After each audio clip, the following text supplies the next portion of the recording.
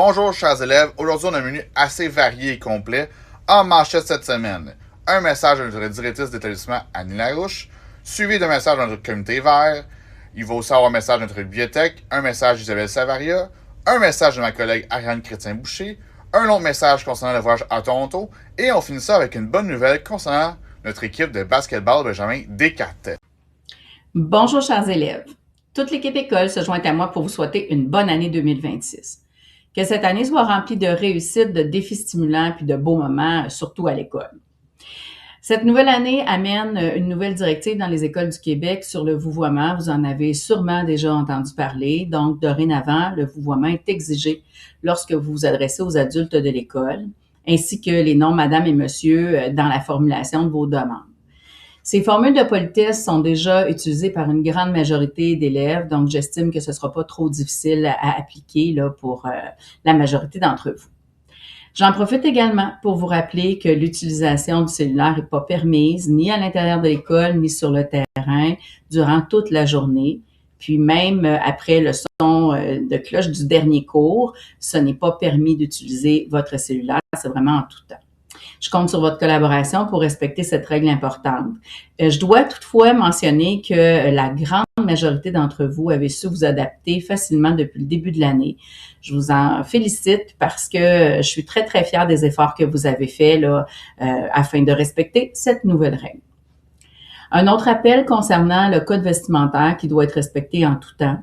Je vous demande de faire des choix vestimentaires appropriés et conformes aux règles établies que vous connaissez très bien là, dans notre école.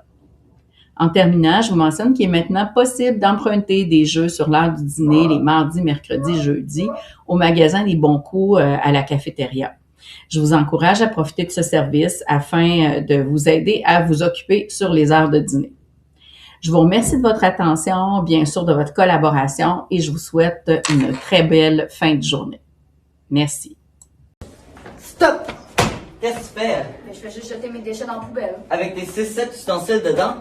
S'il vous plaît, rapportez vos ustensiles en métal à la cafétéria pour qu'on puisse les réutiliser et pas les jeter. Et merci. Voici le message de notre bibliothèque. De nouveaux livres viennent tout juste d'arriver. On a des romans, des bandes dessinées et des mangas. Il y en a pour tous les goûts. Venez faire un tour à la bibliothèque. Petit rappel important, n'oubliez pas de retourner les livres empruntés avant le départ des vacances.